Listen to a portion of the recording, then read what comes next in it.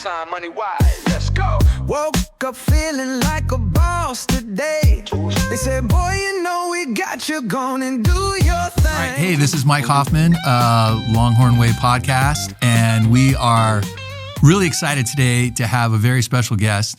Not necessarily someone in the real estate world, much more marketing, content creator, but total entrepreneur, right? That I can't wait to talk to. James, and I'm going to butcher it, but I'm going to try to say it right, Dumoulin, of the School of Hard Knocks. James, thanks so much for being on the show.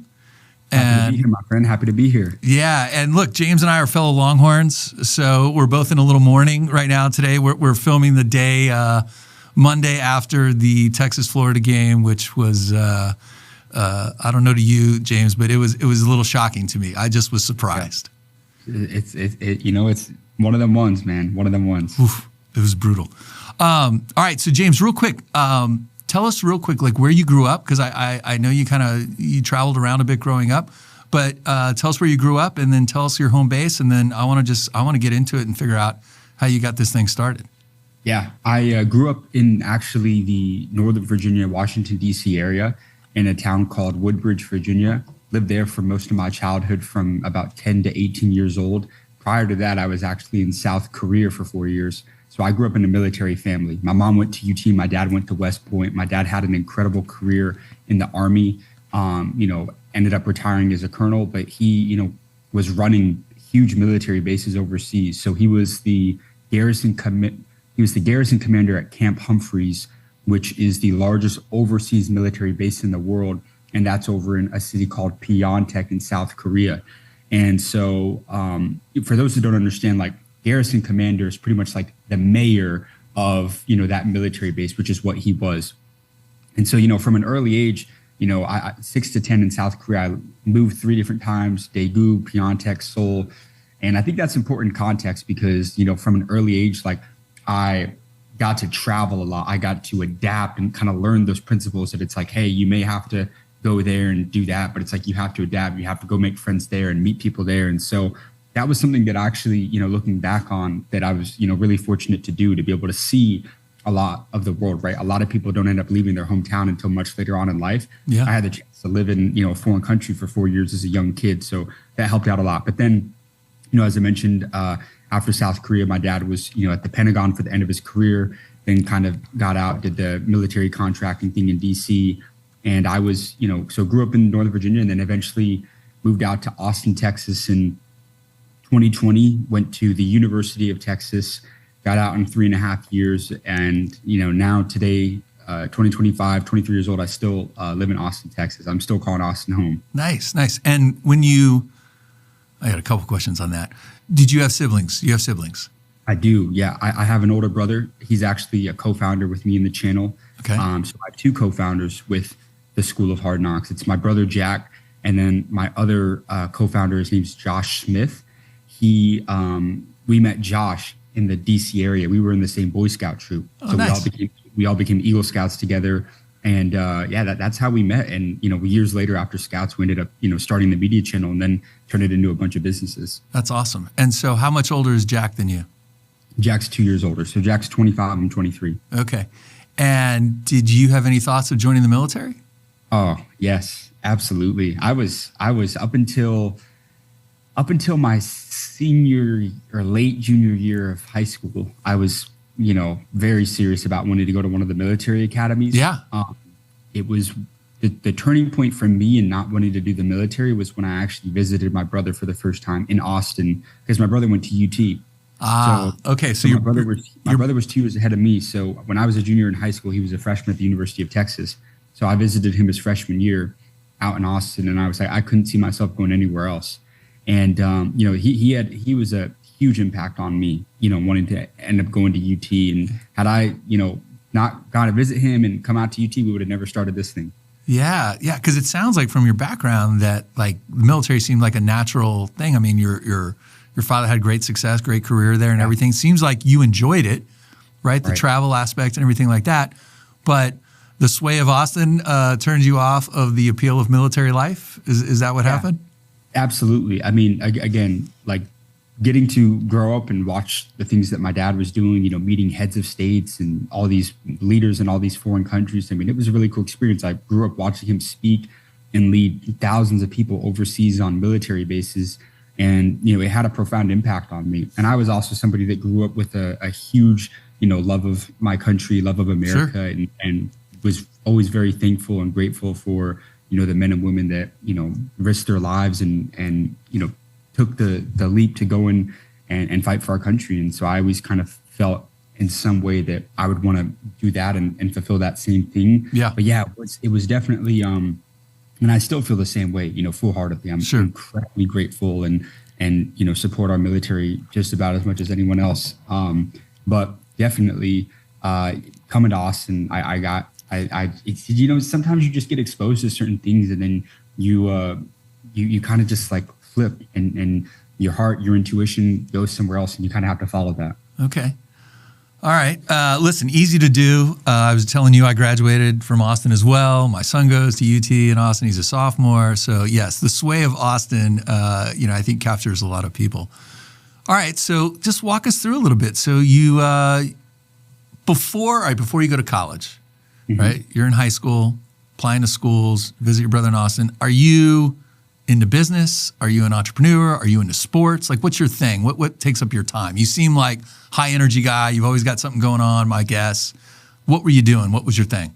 Yeah, great question. About the time I realized I wanted to go to UT, Yeah. I kind of flipped from wanting to go the military route. I didn't want to go do ROTC. My thing was like, if I was going to go in the military, I was going to go the academy route and kind of do it that way. I think it's important to say too, my brother, if you're not too familiar with his backstory, he was mentored for 2 years by one of the co-founders of Buc-ee's. If you're familiar with the Buc-ee's guys, Don and Arch, Don Wazik, who's predominantly based in Austin, mentored him for about 2 years. And the reason why is because my brother's senior year in high school, he won a world championship through Microsoft Excel. And a lot of people are like, what the hell is that? Yeah. But, what is that? yeah, Microsoft, and I think it's this company called Certiport.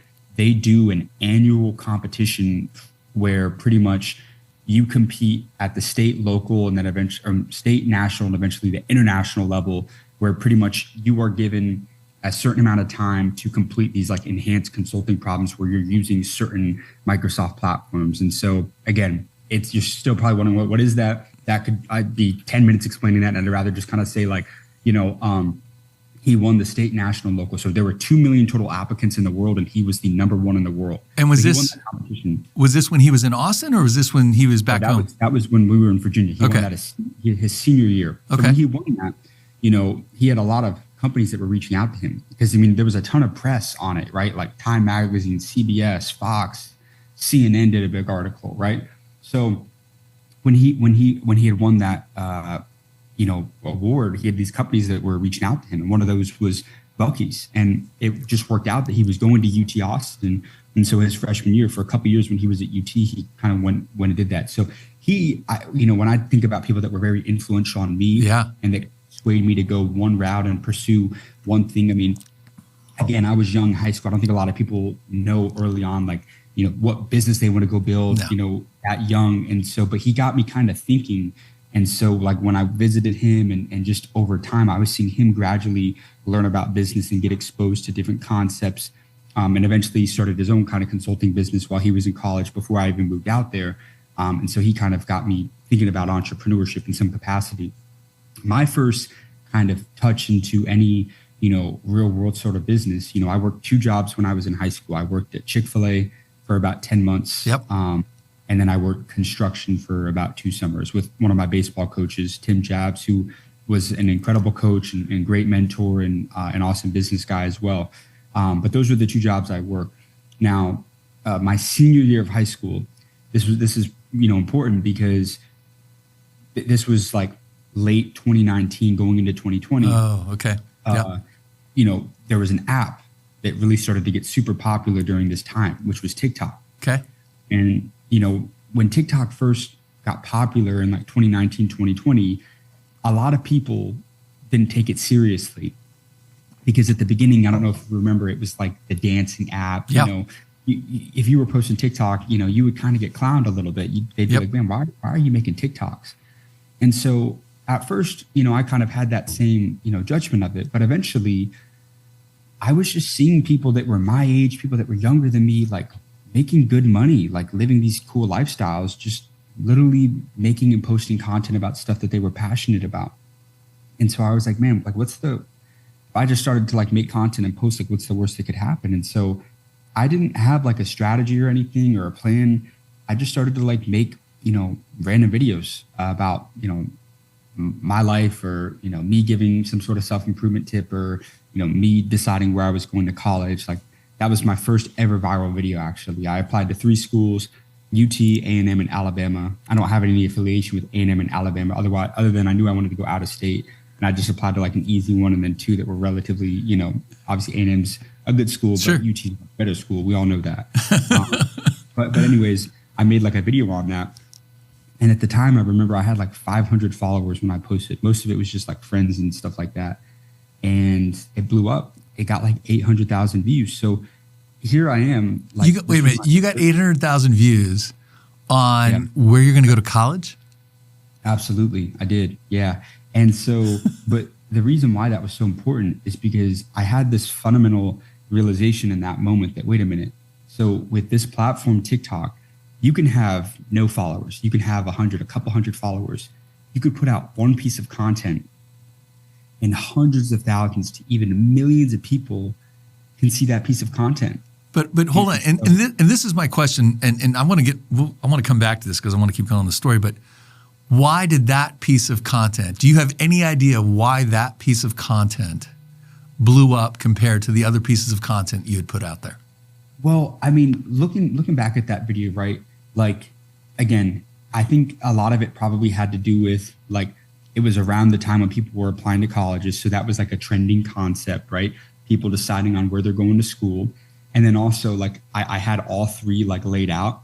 So like there were some aspects of like, I can go into this as well, but when we think about like what makes a video go viral, right? Like obviously a lot of curiosity is created because people are like, well, where are you going to end up deciding, right? I mean, the obvious answer for most people would be UT, but there are some people that would maybe pick a different one. And so people are going to sit at the end to see like which one you see which one you picked. And like I said, like I applied to 3 schools, here's where I'm going. Like, so there was like the retention there, right? So it kept people watching from start to finish because it wasn't until the end where I picked like UT, and so I guess that's kind of why it worked. But off that video, I went up a couple thousand followers. And yeah, I mean, I just kept on, I took that momentum and just kept posting and posting and posting random things, right? I didn't have a strategy or anything, but I grew my personal TikTok from 0 to 800,000 followers in about 10 months. So this is before I even went to UT, before I even started the School of Hard Knocks. So before you even went to college, you had 800,000 followers on TikTok. On TikTok. But yeah, this wasn't the School of Hard Knocks. This was just my personal just James account that I had grown. And the neat part about that is that was the one skill that I learned then and possess to this day more than anything else, which is the ability to create viral organic content. And so I guess when you asked kind of like what I was into, again, at that time when I grew that channel, I didn't have, a great business prowess, which is a big problem as well, because most content creators, most influencers, they don't make a lot of money, and I had a couple good months where I made, maybe 10K a month here and there. But it was like, I just knew how to create content. So real quick, I'm fascinated by this. What did your parents think when you were doing this? Like, were they like, what is going on? Like, what is happening here? Or they're like, this is great. This is like, yeah, I mean, they didn't really, when I was doing that channel, they didn't really understand it. Eventually, I think as we were building the School of Hard Knocks and we started to like really make some good money off that, and we're going on Fox News and stuff like that, then they're like, oh my goodness, like this is insane. So it took them a little while to kind of come to terms and understand, like the new media and kind of like the new type of, business and the whole creator economy thing. So at first they were a little hesitant. But now they're definitely our biggest supporters and fans. That's yeah. I can only imagine as a parent, because How much, and I'm going back to not School of Hard Knocks, James, right? How much content did you have to create to drive 800,000 followers in 10 months? I mean, how much are you posting? I was posting 3 times a day for 10 months straight. Yeah. 3 times a day. That's like hundreds, like a couple thousand videos. And you don't know if it's going to work. You have no idea what's going to resonate. Like, you hit one, but you have no idea. It's not like all of a sudden you say, oh, I've got the formula. I know how to do it now. You just keep posting, right? Yeah. You keep posting, but as I tell any content creator, the best creators in the world, what they do is you have to pivot and you have to test, and then you double down on what works. So I always like to say that I think that there's a big debate in content creation, like, hey, what's more important? Is it the quantity, like the amount of times that I'm posting, or is it the quality of my content? And I always like to say that at the beginning, when you're starting out, quantity breeds quality.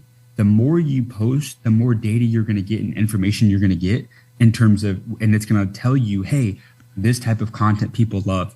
Keep posting that. Hey, this content, you've tried it 8 times, dude, it's not resonating with anybody. Like, mix it up. You got to take it behind the barn and shoot it.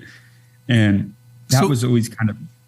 No, so when you were shooting content, were you a guy that would follow trends? Like, because I've noticed on TikTok, right, there's trends, right? People are doing this, the guy working out in the morning, opening the bottle, the drink. That did you do that stuff, or did you just do your own thing?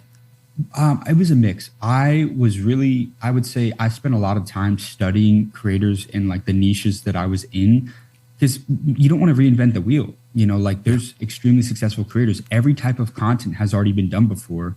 It's like, I didn't invent street interviews. Every major cable television news channel, has been doing street interviews since their existence. Right. I just found a way to be an innovator within that niche. Right. And so, but yeah, I mean, I was really, cognizant of like, hey, what is trending, whether it's trending audios, whether it's, certain video concepts that are trending. And I would try and find a way to add my own creativity or originality to it to make it my own, which I think that's important. I tell everybody that, like, be really intentional about like consuming content. Like, I would spend an hour a day during COVID, just studying different creators, different types of content to get, 10, 20, 30 video ideas from this person and that person. And I think that's something like really important that people should do is be really, really intentional about like consuming content to, come up with those ideas and get you thinking. No, it makes total sense. All right. So let's talk about this a little bit. The street interview idea. Yeah. How did you decide? Yeah, let's start with that. I'm going to ask you, how did you decide to start doing street interviews? And then how much rejection did you get in the beginning? Absolutely. So yeah, I mentioned that, before going to UT, before starting the School of Hard Knocks, like, I went from 0 to 800,000 followers. I learned and I mastered the skill of organic content. So then fast forward to April 2021, it's like the second semester of my freshman year of college.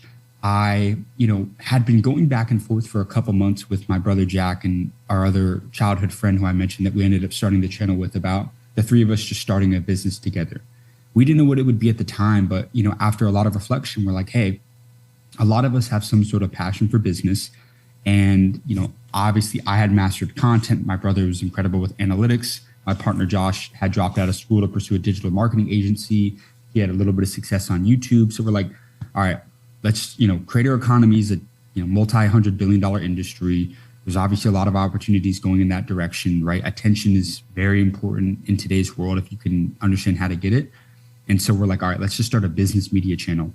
And so when we first started making the content, we didn't start doing interviews. Interviews was maybe like the 6th or 7th idea that we landed on. Okay. What we started doing at first was like, it was videos of the 3 of us, like, giving advice about business, whether I was giving advice about content or my brother or my other partner, us, we were giving book recommendations and all that. And it's like, we kept doing it, and we grew our channel from 0 to about 25,000 followers. But we ended up coming to the realization that, look, most people do not give a shit about 3 young 20-year-old kids giving advice about business. Yeah. So we're like, man, we got to find a way to pivot here. And, the street interview, like, interviewing people thing was something that had been in the back of our minds, like, it had been simmering for a little bit, because we had seen it before. It wasn't really being done well. It wasn't being done in a great way, but we're like, what if we just try to do that? And so we initially just started going out to interview people. And at the beginning, we were interviewing college students. We were interviewing everybody, asking them questions like, if you had to start from zero and you had to make $1 million in a year, what would you do? Like that's the type of stuff we would be asking that to like everybody. But where were you walking? Because you're in Austin, right? Yeah. So I'd be walking around campus. I'd be walking around, like off campus. And then obviously, downtown Austin, where we really, really started things. And we eventually, the next pivot that we made was we were like, okay, let's stop asking college kids. Let's go find like successful professionals and business owners and, figure out, how people got successful or how they got to where they are in their career. And so we made that pivot. And, you asked about rejection. I mean, there'd be times like, and whenever we weren't in class, my brother and I, because at this time, our other partner, Josh, he was still in the DC area. He hadn't moved out to Austin yet. Okay. Right? We weren't making enough money for him to kind of just give everything up. Like we were still kind of all doing things on the side before, we ended up going all in with the channel and then building businesses behind it. But yeah, I mean, whenever I wasn't in class or my brother wasn't in class, he was at McCombs, I was at Moody. We would be downtown Austin, just walking around for hours on hours, just trying to go up to people, talk to them. And that's what I want to, and look, that's what I want to get into, right? Because look, people get to watch the clips of you talking to people and they're talking back to you, right? And they're engaging, but they're not, at least I haven't seen, you're not showing the clips of the hundreds or thousands of times you tried to talk to somebody and they blew you off or walked away. I haven't done it enough, but every once in a while I'll post like a video with like 2 or 3 rejections in the beginning, and then I end up getting somebody. But yes, I mean, look, for every, And by the way, hold on, you're doing this, COVID is still happening. So 2021. Yeah. So I don't know that people want somebody randomly sticking a phone or a camera in their face, right? So is your brother walking around with a phone filming you? Yeah. Is that what he's doing? Yeah. My brother's filming me, and then so at the beginning we were all doing the interviews. So like I was recording him, he was recording me, and it was interesting. I mean, there'd be days where I would get 10, 20 rejections in a row, and that can be discouraging. But for some reason, I don't know what it was, I just kind of felt, and we all kind of felt that, hey, like I learned that with consistency, especially from that other channel, the one that I told you that I had 800K on. Yeah. I learned that consistency is everything. Because I posted 3 times a day, every single day, I just knew that if we stuck with it, like that's a big reason why I didn't let the rejection phase me. Because I was like, I really I just need a couple. I need a couple yeses. I need a couple, decent interviews. Like that's all I needed. And I knew that if I got that, I knew that it may take, a lot of no's to get there. Then I could get it. Are you literally hitting people up, just walking out of a hotel, like going to get their car, going to get an Uber, and you're just jumping in? I'm firing. Yeah. I mean, when we first started doing the interviews, we would go up and we would ask people for permission. Yeah. And eventually we're like, you know what? Let's nobody, you got to think about like what nobody's doing. And nobody was just ready, just cold approaching people to start the interviews. And so I was like, man, if we did this, don't ask for permission, I think that, Sarah Blakely, she's like the youngest self-made female billionaire. I just interviewed her, and she said a quote that I think applies to this. It's better to ask for forgiveness than permission. Sure. And so I think there's a lot of truth to that. So I think that, I was just thinking about, man, how do we, take this thing to that? How do we go viral? How do we do something that other people aren't doing? And it was that. So yes, it was, people at ballets or coming out of hotels or office buildings and just going to cold up to people. Oh, how many times did people tell you well, how do you know I made any money? How do you know I'm successful? Oh yeah. Well, I mean, at the beginning, the barrier to entry to get on our channel was not nearly as high. So right. We would talk to people that, worked in corporate or worked in tech or worked in, that just had jobs. I mean, as the channel grew and our access and the quality of the people that we were interviewing grew, now, I wouldn't, interview somebody that, I probably wouldn't interview, somebody, the only person that I think I would interview that works at Meta is Mark Zuckerberg. I wouldn't interview anybody else there. And that, but now it's I'm such a quality person, and I am so strict on the people that I'll feature on School of Hard Knocks. We have people that offer all the time to pay us tens of thousands of dollars to feature people. And I'm like, if I don't have like an interest there to do that, like I'm not going to do that interview. But that's just, again, with anything, as you build a brand, as you build something, it's like your quality, your standards, everything like that is just going to continually just grow and grow, you know? Well, so let's go back a little bit, because I do want to get back to now what you're doing, but I still I'm fascinated about the journey. Is what was the interview, or what happened that you went, aha, this is going to work? Like what was the one that you got somebody and like, okay, this is real, this is good. I mean, I'm getting the following, you know, the views, the hits, the likes, whatever. Do you remember what interview that was? Yeah, I'll give you two. So the first ever interview that we did was actually my partner Josh in Virginia. He interviewed somebody, and I'll say this as well. When we first started interviewing people, we weren't in the videos. It was literally like I would ask the question from behind the camera and record somebody else. Yeah. And so Josh did that with one of his friends, and they got 100,000 views. And we're like, yeah, okay, interesting. So we didn't go all in on that. But as we kept doing it, we noticed that format just kept getting a lot of views. It kept outperforming everything else. So we're like, okay. You mean the one where you're in the interview? Well, just the interviews themselves. You know, over time, we pivoted to having us in the interviews. And then we pivoted to, you know, just me doing them. And then we, you know, pivoted to me like cold approaching people and not even asking people for permission. So that's the beautiful thing is like with every form of content is like there's these little pivots along the way where you just like unlock, you know, a winning format. And that's what we did.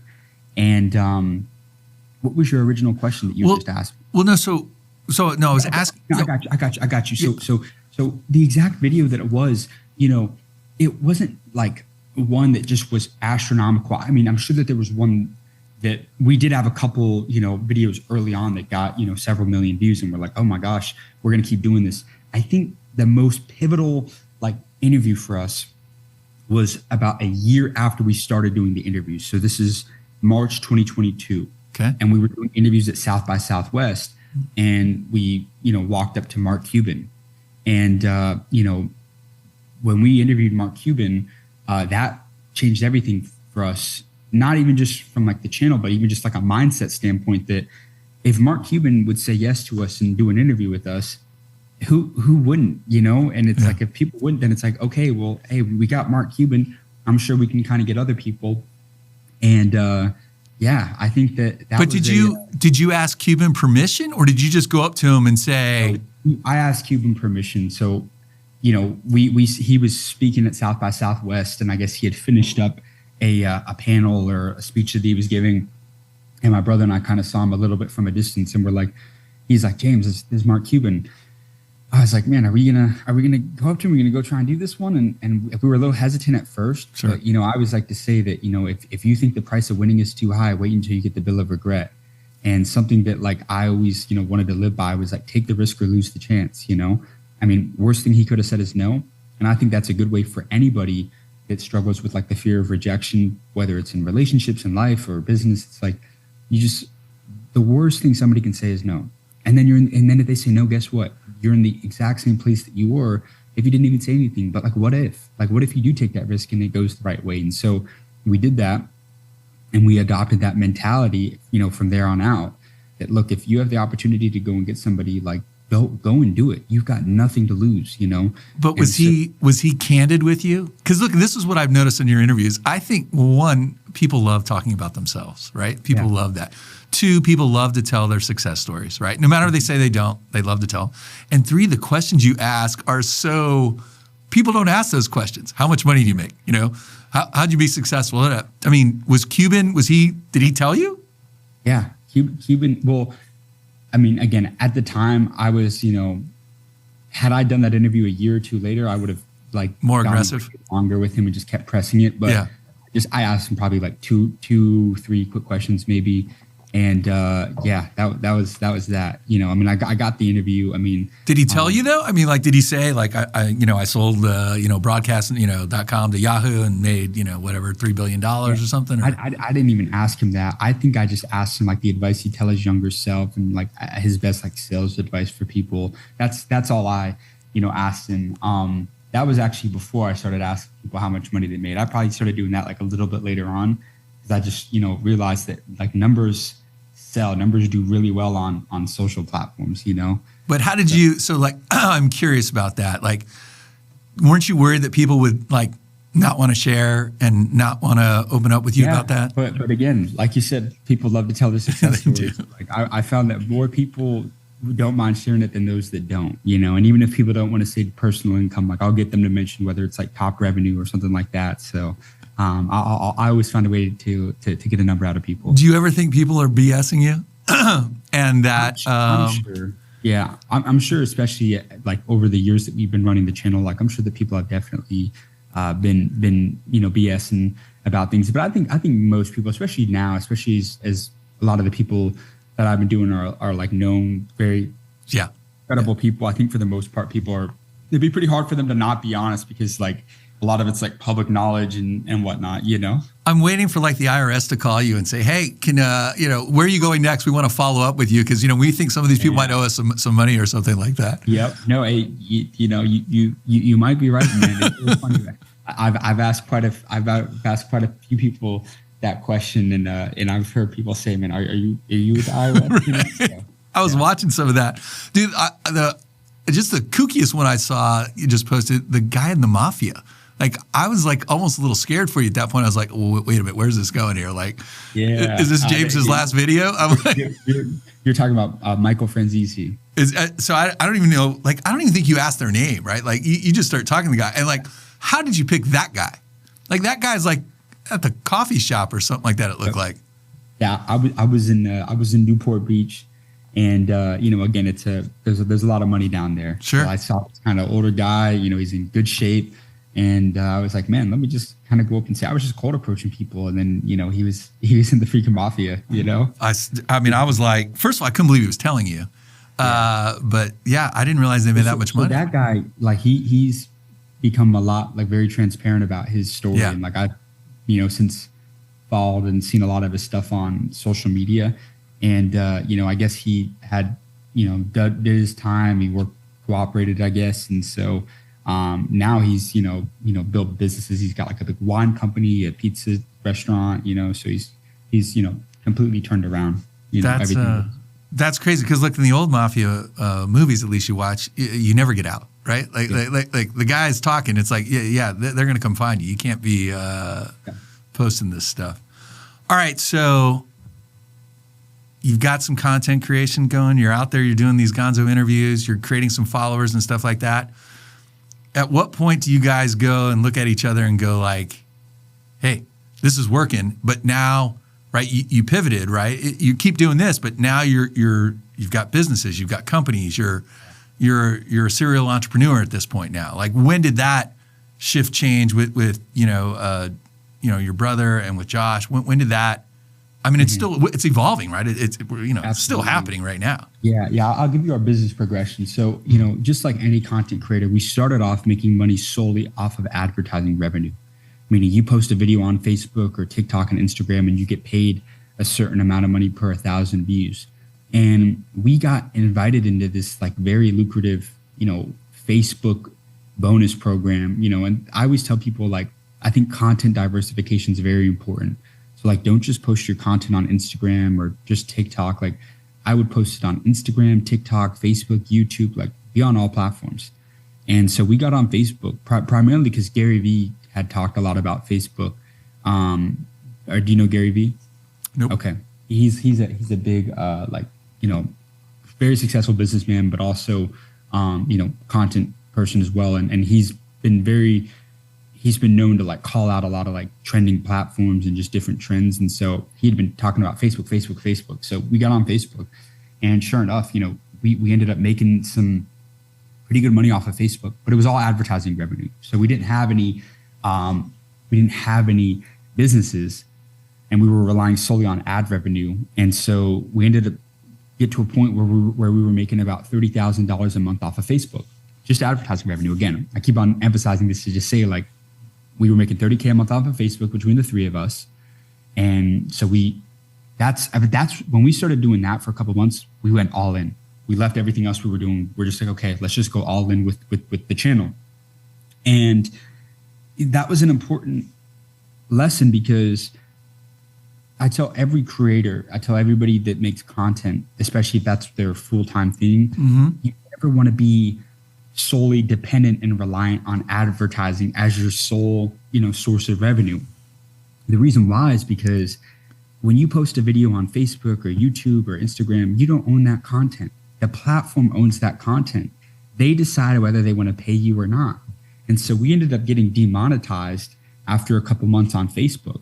So we went from making, $35K a month between three people, right? $30K of that came from Facebook. We got demonetized to now we're making $5K a month between three people. They're paying rent off $5K a month. And so explain that. Hold on. Like because I don't know anything about this. What do you mean demonetized? Like they say, hey, we used to pay you $1 per this. So now we're paying you 10 cents. So a lot of people have experienced this. And so we got demonetized for unoriginal content, even though all of our content that we create is like ours. You just, sometimes something can flag it. Like, you never know sometimes. And, that's that again, I'm going to emphasize again. It's like, you don't ever want to be dependent on a social platform to pay your bills or to like be your source of income. If you can make ad revenue off of YouTube or any of the platforms, great. But you don't want to be dependent on that as your sole source of income, which is what we were.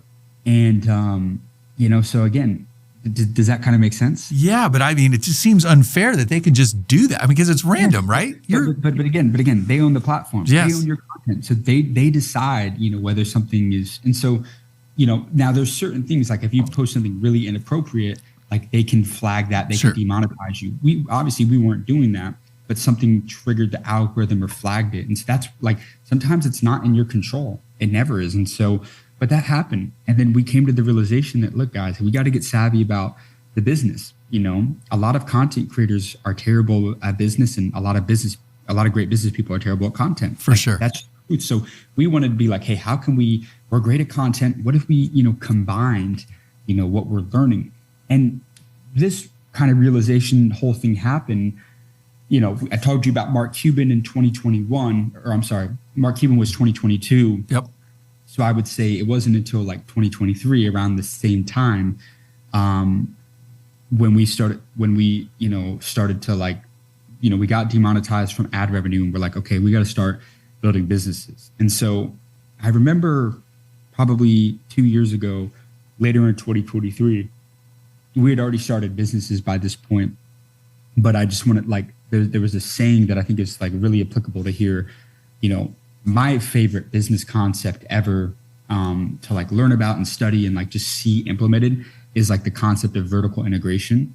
And, in particular, I had a gentleman tell me one time that, his name was Cody Sperber. He owns like 4 8-figure businesses in Scottsdale, Arizona.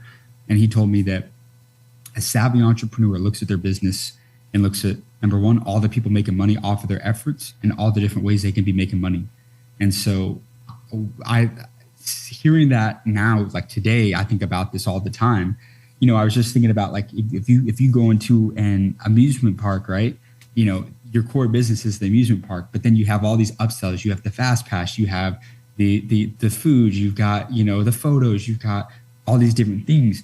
And so I think of any business, you can look at it that way. And so in our case, like, our core business was content. And so when we were thinking about, okay, guys, what's a business that we can start that makes sense? We're like, well, what are we great at? The one thing that we are disproportionately better than 99% of people at is our ability to create content. So we decided to start a marketing agency that specializes in done-for-you content for wealthy entrepreneurs, which was the people that we were interviewing. So that was the first business that we started, was like a marketing / like content agency where we were doing, done-for-you content for lots of entrepreneurs. So ended up growing that business. We still have that to this day. It's a 7-figure business. And as we were growing that, we're monetizing off of that marketing agency and ad revenue. Now we would do occasional brand partnerships. So there was kind of our third stream.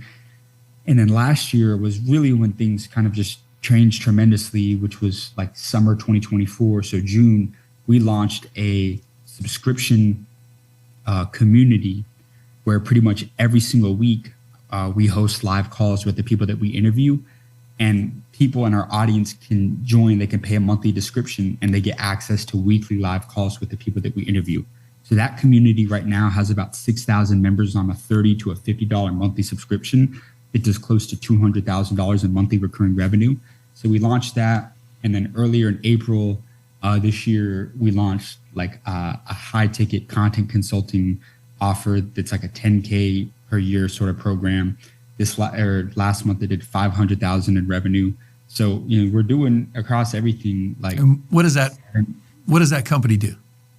That company, I assembled like me and my partners, and then we've got 5 or 6, maybe a couple more coaches in that program that have amassed millions of followers on their social media platforms. And we do weekly calls consulting people on their content strategy, helping them grow on social media. And so we've had lots of people come through that have learned how to go viral, that have built, real, personal brands through learning kind of like the ways that we're able to show people. Do you build content for them, or do you just advise them on how to do their content? So that one, the marketing agency is a done for you, where like I've got the teams that does everything. Right. That it's strictly just like consulting, like where we, help people with the ideas, the hook, the strategy, how to make the videos, everything like that. So it's funny now. So you're growing your business. So you get to deal with some of the problems now of growing a business. And so I'm assuming it's just not the three of you anymore. You've got a team of people, right? Absolutely. You probably have, across everything, probably have like 20 to 25 employees. Yeah. And so the world's a little different right now, right? So back when the three of you are generating $30,000 a month off Facebook, it's probably just the three of you, right? Yeah. And, your expenses are probably, you guys going out and creating the content and everything. Now, though, right, you got 25 employees, you got health insurance benefits, you got employees, you got income tax, you got state tax, you got matching. You're running a real business now. And so what are the biggest challenges? What are you finding now that is taking up your time, right, that you didn't have to deal with before? I'll be completely honest with you. The only thing that I focus on in the business is, a couple things. I'm all media, I'm all content. That's why we have, I've got 2 awesome co-founders that are able to run those businesses. My brother is incredible with the product for the community, and then the consulting business as well. My other partner, Josh, negotiates all of our brand deals, and he helped build out the agency. And we've brought good people in there that are, great, and it makes it super seamless. So like my involvement in a lot of the businesses isn't a lot. And I think that I've learned a ton about the businesses, and I've learned so much about it, especially just spending time with so many just immensely successful entrepreneurs and business owners. But I want to just continue to double down on what's gotten us to here, which is just creating great content. And now I'm really focused on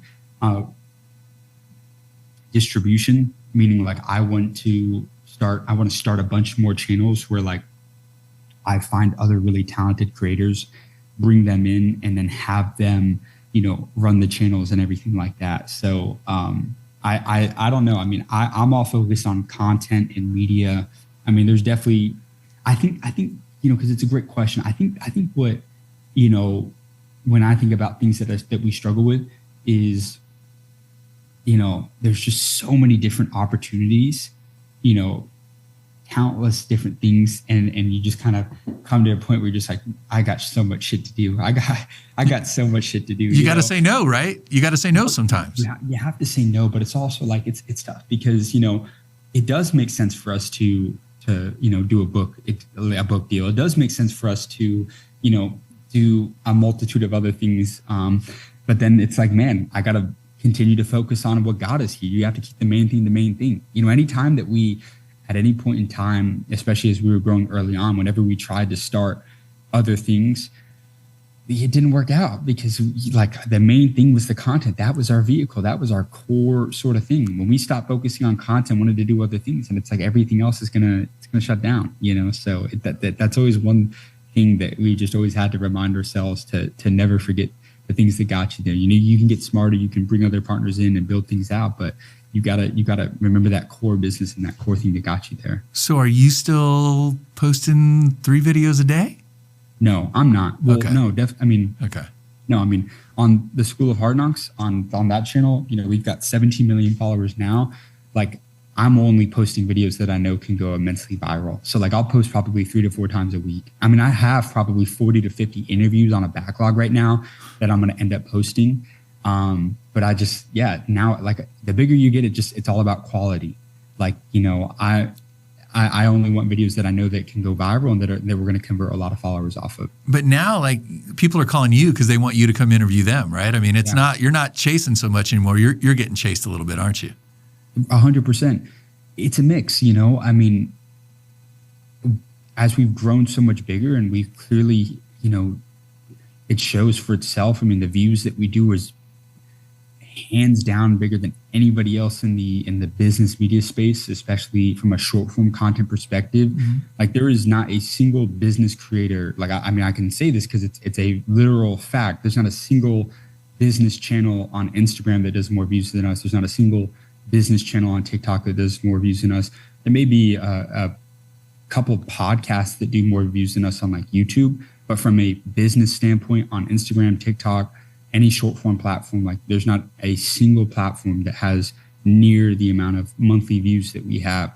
So because of that, right, and because of, you get 1 or 2 big people, well, then it's a lot easier to get that 3rd one and then that 4th one, and you build that credibility and everything starts to fall. So people will reach out to you, and then it's on us to let's build that relationship. So if another opportunity comes with someone else, then we'll go get that person as well.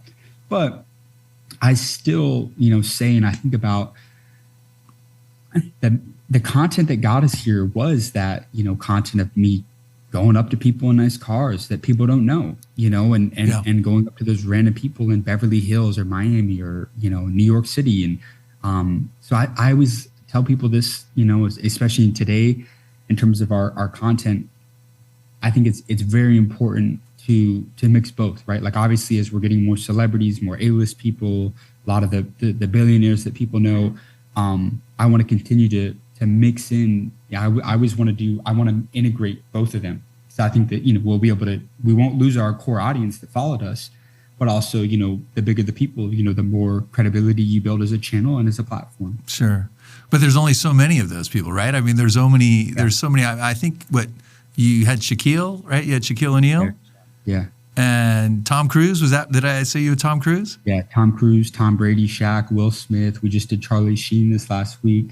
Well, Charlie Sheen's doing everybody now, though. So, he's out pushing. All right. Who was the one that you were like, holy crap, I can't believe this is the guy I'm talking to? Tom Cruise was one where it was just like kind of like mad. That was pretty crazy. Yeah. I think my favorite celebrity that I interviewed was definitely Will Smith, though. Really? Will Smith gave a wicked good interview. Yeah, he gave a great interview. Yeah, he really did. Tom Brady gave a great one too. Cruise, they all did. I really like Will Smith though. He, you can tell he's a very deep thinker. Yeah. And, the part of his that resonated with me the most was that he kind of talks about how, there was a period of time in his life where he was going through some stuff, and he called up a friend of his, Quincy Jones, who's, big in the industry that he's in.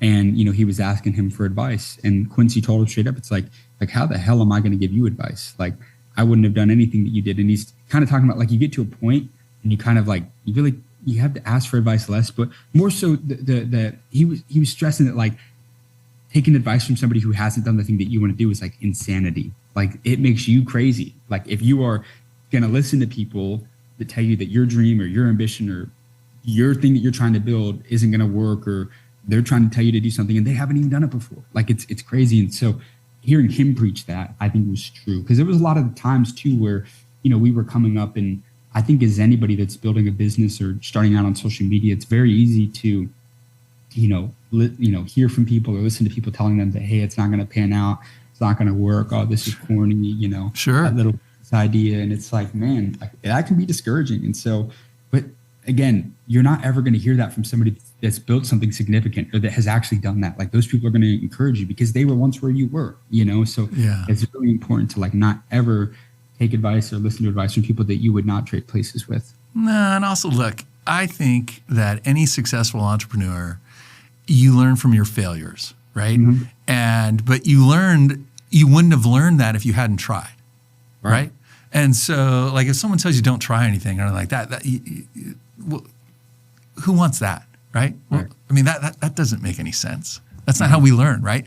We grow, we learn from our mistakes, right? And we figure stuff out, right? Literally, your school of hard knocks, right, is the concept of you got to figure the shit out yourself, right? Yeah. You got to try it. If it doesn't work, pivot.